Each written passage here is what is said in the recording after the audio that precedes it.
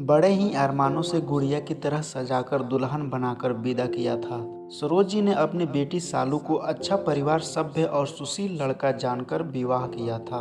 सालू को शेखर के साथ सरोज जी के भाई ने रिश्ता करवाया था। देखने में जितने सीधे लग रहे थे, शादी के बाद उतने ही तेज, मतलबी और दुष्ट निकले।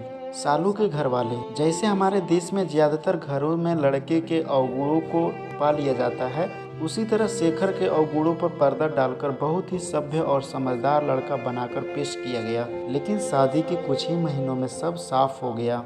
दहेज के लालची और मतलबी लोगों के बीच फंसी सालू सास ननद के तानों से सह लेती, लेकिन शेखर शराब पीकर जो नाटक करता, गाली गलौज और विरोध करने पर मारपीट पर उतर आता, उसे ज्यादा दिन तक सह नहीं पाई सालू, और अपनी माँ को सब कुछ सच सच बता दिया।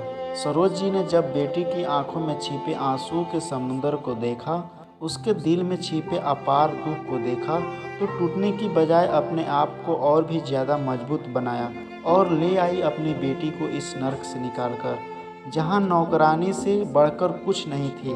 उनकी फूल सी बच्ची हंसती खेलती चुलबुली सालू की रंगीन दुनिया को कैसे बेरंग कर दिया था। उसके ससुराल वालों ने मिलकर इसे भली भांति समझ रही थी सरोज जी।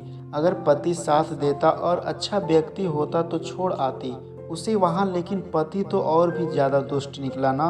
उन लोगों के रिश्ते में प्यार था, एक दूसरे के प्रति निष्ठा बस सालू ही निभा रही थी, वो भी दिल से नहीं, मजबूरी में। सालू को हमेशा के लिए घर लाने के फैसले पर सरोज जी की बड़ी बहू ने विरोध किया और कहा, माँ जी आप सालू को हमेशा के लिए घर ले आई हैं, अभी साल भर हुई है उसकी शादी को, थोड़ा समय तो दीजिए, हो सकता है वो लोग बदल जाएं। इस तरह घर ले आना तो कोई सोल्यूशन नहीं है ना।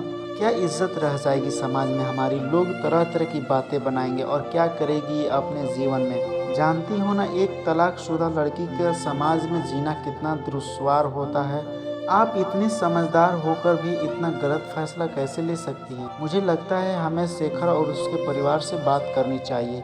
जेठानी जी की बात सुनकर छोटी बहू ने भी यही कहा, मम्मी जी मुझे भी यही लगता है, हमें अभी इस बारे में और सोचना चाहिए। 1 साल के रिश्ते में तलाक, लोग क्या सोचेंगे।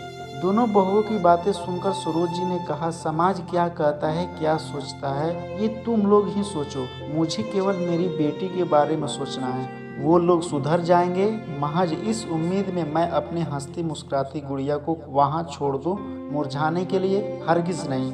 उन दुष्टों के साथ एक दिन भी नहीं रहेगी सालू, मेरी बेटी बोझ नहीं है, जिम्मेदारी है, मेरे जिगर का टुकड़ा है और उतनी ही जरूरी है जितना तुम सब। और सुनो, मेरी बेटी की जिम्मेदारी के लिए तुम लोगों को परेशान होने की जरूरत नहीं है। उसके पापा की पेंशन मिलती है मुझे और वह खुद नौकरी करेगी और पूरे आत्मसम्मान के साथ अपना जीवन जिएगी। मरते दम तक उसकी माँ उसके साथ खड़ी रहेगी। तुम लोगों को साथ देना है दो, नहीं देना है मत दो। और रही बात तलाकशुदा बेटी के समाज में जीने की, तो सुन लो मेरी बात। अगर एक बेटी के साथ उसकी माँ खड़ी हो, उसका परिवार हो, तो कोई परेशानी नहीं होती उसे। अपनी माँ के आत्मविश्वास भरे शब्दों को सुन सरोज जी के दोनों बेटों ने कहा, माँ हम आपके साथ हैं, हमारी सालू कहीं नहीं जाएगी, जैसे पहले रहती थी वैसे ही रहेगी और भविष्य में कोई अच्छा जीवन साथी मिलेगा इसे तो दोबारा शादी करवा देंगे, लेकिन उस दुष्ट के साथ नहीं रहने देंगे। आप ठीक कह रही हैं सालू, नौकरी कर लेगी और आगे पढ़ना चाहेगी तो पढ़ा लेंगे, लेकिन इस तरह घुटने के लिए नहीं छोड़ेंगे।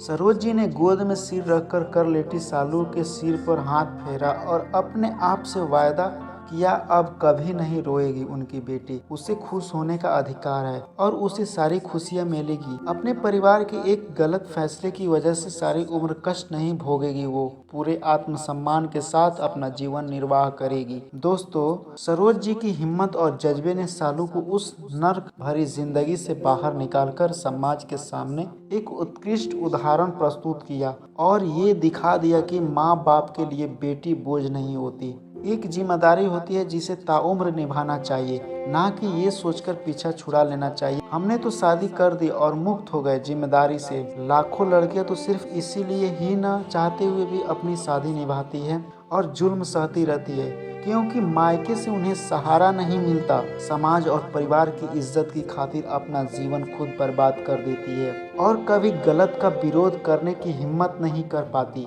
हम माँओं को, खासकर बेटियों की माँओं को अपने आप से ये प्रण करना चाहिए कि हर हाल में हम अपनी बेटियों के साथ रहेंगे, शादी के बाद भी, और अनचाहा रिश्ता निभाने के लिए उन्हें कभी मजबूर नहीं करेंगे और उन्हें ये यकीन दिलाएंगे कि वे हम पर बोझ नहीं है, हमारी जिम्मेदारियां है और हमेशा रहेगी। मैं उम्मीद करता हूँ आप लोगों को ये कहानी अच्छी लगी होगी। अगर अच्छा लगा होगा तो प्लीज़ कमेंट करके ज़रूर बताएं और चैनल को लाइक सब्सक्राइब ज़रूर करें। जय हिंद।